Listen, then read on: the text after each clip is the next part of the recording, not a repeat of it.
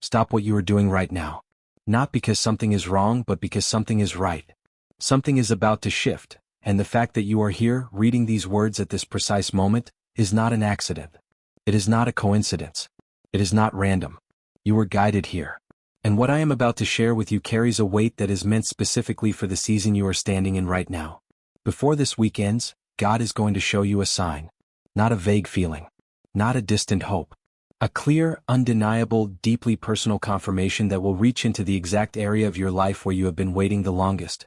C.S. Lewis, one of the most profound Christian thinkers of the modern age, once wrote that God is not the kind of father who abandons his children in the middle of their story.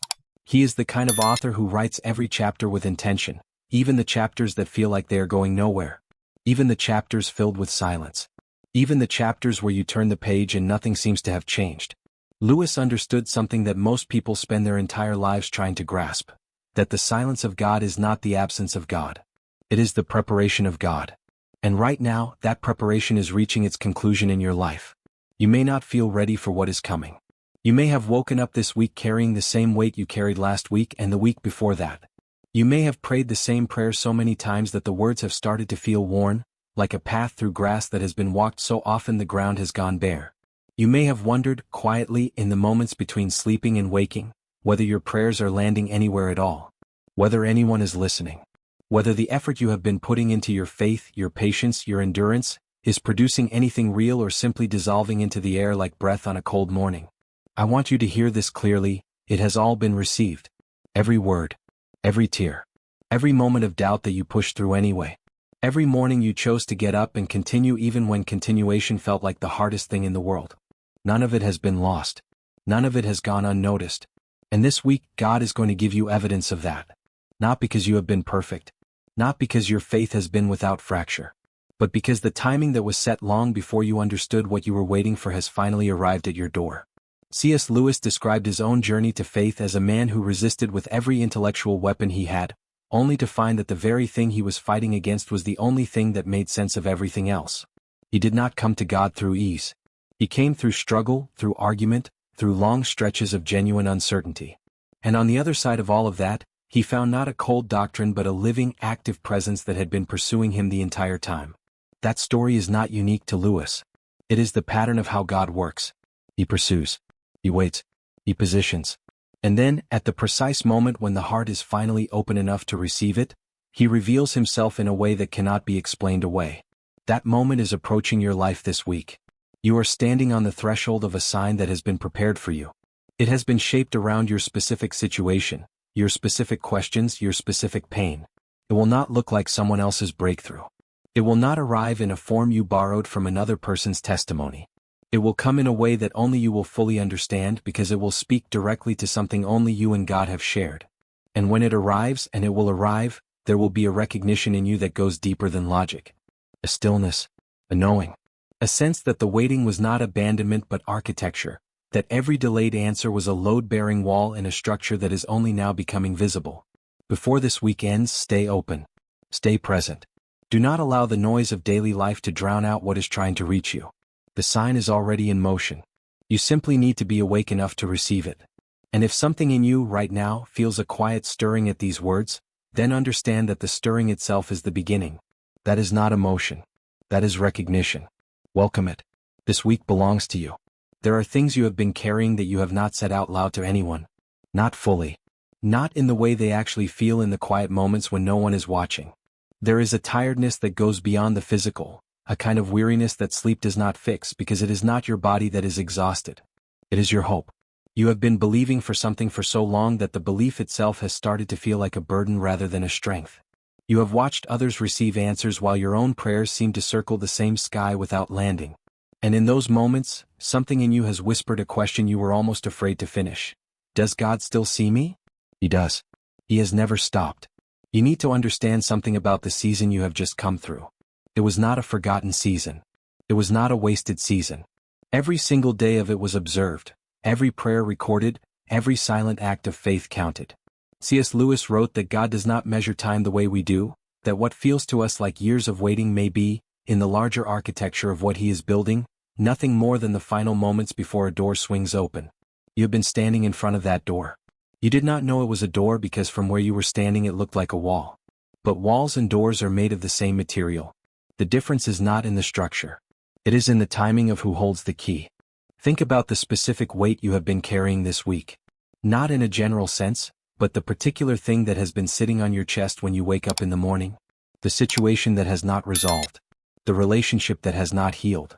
The provision that has not arrived. The direction that has not become clear. Whatever that specific thing is, I want you to know that it is not outside of God's awareness. It is not too complicated for His reach. It is not too far gone for His restoration. The very fact that you are still here, still watching, still listening, still hoping even when hope feels thin, is evidence that something in you knows the story is not over. And it is not. Not even close. C.S. Lewis once described the experience of waiting on God as learning to live in the present tense of faith rather than the future tense of wish. Most people pray in the future tense. They say, one day this will change, one day things will be different, one day I will see the breakthrough. But Lewis argued that real faith is not located in one day. It is located in today. In this moment. In this week. In the decision to remain open and expectant not because circumstances have changed, but because God's character does not change. And His character is this: He finishes what He starts. He completes what He begins. He does not bring a person through the hardest part of the journey only to abandon them at the threshold of the answer. You have made it through the hardest part. You may not feel that yet, but the difficulty you have been living inside was the formation process, not the final destination. The pressure you felt was not punishment. It was preparation. Diamonds do not form in comfortable conditions. They form under weight, under heat, under the kind of sustained pressure that would destroy anything not built to last. And you have lasted. That is not a small thing. That is everything. There have been moments in these recent weeks where you almost talked yourself out of continuing, where the voice of discouragement was louder than the voice of faith, where you looked at your situation and tried to calculate whether what you were hoping for was even realistic anymore. And still you are here. Still believing even if the belief is quieter now than it used to be. Still holding on even if the grip is looser than before. God does not require a perfect grip. He only requires that you do not let go entirely. And you have not. That faithfulness, even in its most fragile form, has been seen. And before this week ends it will be answered. If you feel that in your spirit right now, type 777 in the comments. Let that be your declaration that you are still standing, still believing, and still ready to receive what God has been preparing for this exact moment in your life. Now I want to talk to you about the sign itself. Because there is a danger that many people fall into when they are expecting something from God, and that danger is this. They build such a specific picture in their mind of how the answer should look that when the actual answer arrives they walk right past it. They are looking for a thunderclap and God sends a whisper. They are waiting for a dramatic reversal and God moves through a quiet conversation. They are expecting a door to burst open and instead God places a key in their hand through the most ordinary of circumstances. The sign that is coming for you before this week ends will not necessarily arrive with announcement. But it will arrive with unmistakable clarity for the person who is paying attention. C.S. Lewis called these moments patches of Godlight. He described them as sudden intrusions of the divine into the ordinary, moments where the veil between the eternal and the everyday becomes thin enough that something real and undeniable breaks through. You have experienced these moments before, even if you did not have a name for them at the time. A moment of unexpected peace in the middle of chaos. A word spoken by someone who had no way of knowing what you needed to hear. A scripture that seemed to leap off the page and land directly in the center of your specific situation. A door that opened at precisely the moment another one closed. These were not accidents. They were signs. And another one is coming. The sign approaching you this week will take one of several forms. For some of you, it will arrive as a sudden and unexplained sense of peace about a situation that has been causing you prolonged anxiety. Not a peace that you worked yourself into through positive thinking, but a peace that arrives without your effort, that settles over you like a calm after a storm, that makes no logical sense given your circumstances but is completely undeniable in its presence. When that peace comes, do not dismiss it as your mind playing tricks. Receive it as the confirmation it is. God is telling you that He has the situation in His hands, and the peace is the evidence of His grip. For others, the sign will come through a person. An unexpected conversation, a message you did not anticipate, an encounter that could not have been orchestrated by human planning alone. Someone will say something or do something, or appear in your life this week in a way that directly corresponds to what you have been asking God about in private. Pay attention to those moments. Do not explain them away as coincidence. Lewis wrote that coincidence is often the word we use when we are not yet ready to credit the miracle. Be ready. The person God sends this week may look ordinary. The conversation may feel casual. But beneath the surface of it will be an answer that has your name written on it. For others still, the sign will come as an open door. An opportunity that arrives this week that you did not create, did not engineer, and cannot fully explain. Something that aligns too precisely with what you have been praying for to be anything other than a divine response. It may come in your finances, in your relationships, in your career, in your health, or in your spiritual life. But it will come in the area where you have been waiting the longest, because that is where God's answer will carry the most meaning and produce the most transformation. What all three of these forms of the sign have in common is this: they will require your response. A sign is not simply something you observe from a distance. It is something you engage with. When the peace comes, you must choose to trust it rather than talk yourself out of it. When the person arrives, you must be present enough to hear what they are actually saying beneath the surface of the words. When the door opens, you must be willing to walk through it even if you cannot yet see where the corridor leads. C.S. Lewis wrote that courage is not the absence of fear but the decision that something else is more important than fear. This week, let your expectation be more important than your hesitation. Let your faith be louder than your doubt. The sign is already on its way to you. Your only task is to be open enough, present enough, and courageous enough to receive it when it arrives. I want to speak now to the part of you that is still not fully convinced that this is for you. The part that has been listening, that has felt something stirring, but that keeps pulling back with a quiet, persistent whisper that says, "This sounds good, but people like me do not receive things like this. People with my history. People with my failures. People who have made the choices I have made, who have fallen in the ways I have fallen, who have doubted as deeply and as repeatedly as I have doubted." That voice is not wisdom. That voice is not discernment. That voice is the accumulated weight of every disappointment you have ever experienced trying to protect you from hoping again. And it has been doing its job so well that it has also been protecting you from receiving. God's signs are not issued based on a merit system. They are not rewards distributed to the people who have maintained the most consistent record of faith. If that were the case, the entire history of Scripture would read very differently. The people God chose to show up for most dramatically were not the people with the cleanest records. They were the people in the most desperate situations, the people who had run out of their own options, the people who had nothing left to offer except their willingness to remain. That is exactly where you are right now. And that is not a liability. That is a qualification. C.S. Lewis understood this deeply from his own experience. He spent years constructing intellectual arguments against the existence of God, years building a life on his own terms, years dismissing the very faith that would eventually become the foundation of everything he wrote and everything he became. And when God finally broke through, it was not because Lewis had earned it. It was not because he had finally become good enough or consistent enough or faithful enough. It was simply because the time had come, and Lewis was finally still enough to hear what had been trying to reach him all along. That is the grace you are standing in right now. Not a grace you earned. A grace that has been extended to you because of who God is, not because of what you have or have not done. You have spent too long measuring your worthiness against your failures. You have looked at the distance between who you are and who you feel you need to be in order to deserve an answer, and you have concluded that the distance is too great. But God does not measure from your failures to your worthiness. He measures from His promise to its fulfillment. And His promises are not contingent on your performance. They are contingent on His character. And His character, as Lewis spent a lifetime articulating, is one of relentless pursuit, impossible patience, and a love that does not diminish in the face of human inconsistency. So let me say this to you as directly as I can. You are not too broken to receive this sign. You are not too far gone to be found. You are not too late to step into what God has been preparing. The version of you that exists right now, with all of your questions and all of your scars and all of your unresolved doubts, is the exact version that God is showing up for this week.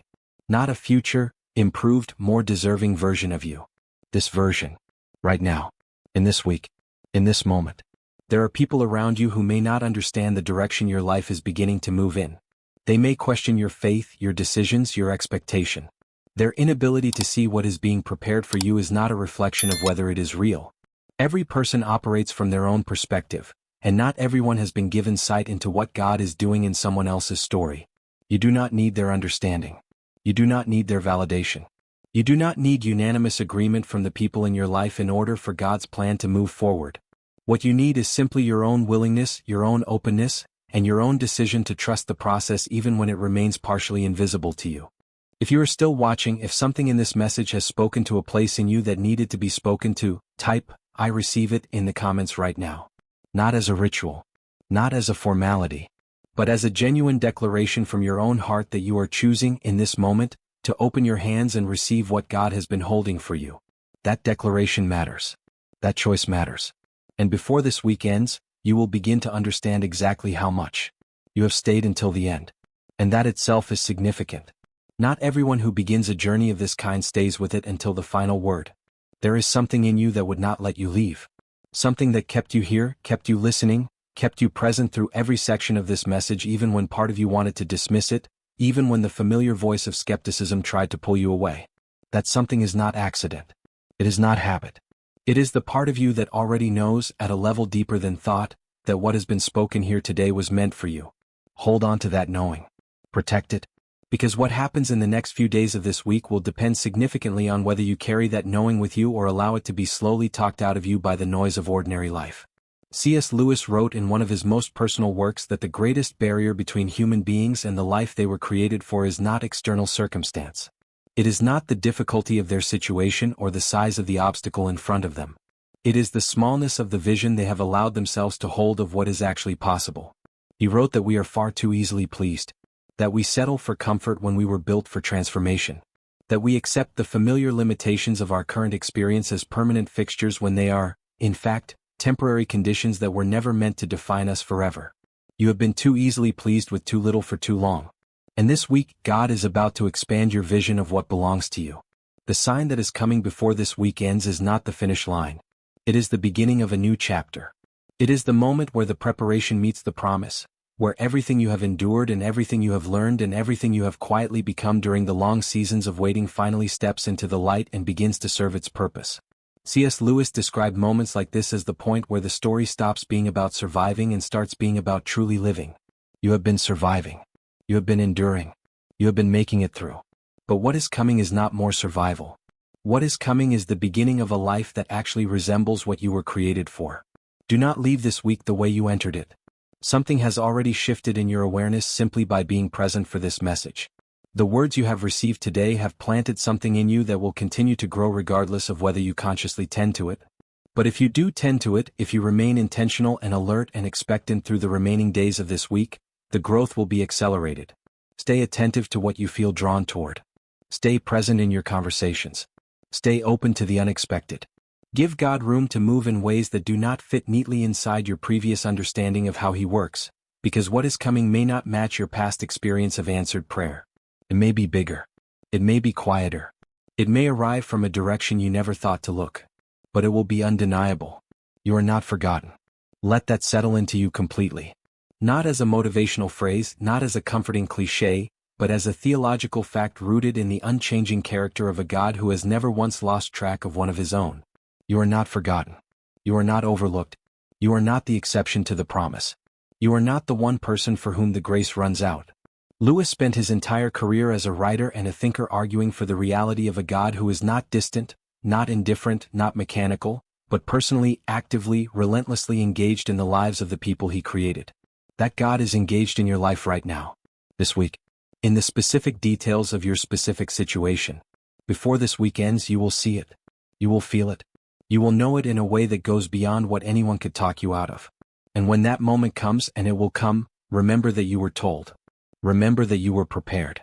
Remember that the sign was always on its way, that the waiting was always purposeful, and that the God who brought you through every season that came before this one has not changed. He is the same yesterday, today, and forever. And He has something for you that this week was always meant to deliver. Stay open. Stay watching. Stay ready. This week belongs to you and the sign is already on its way.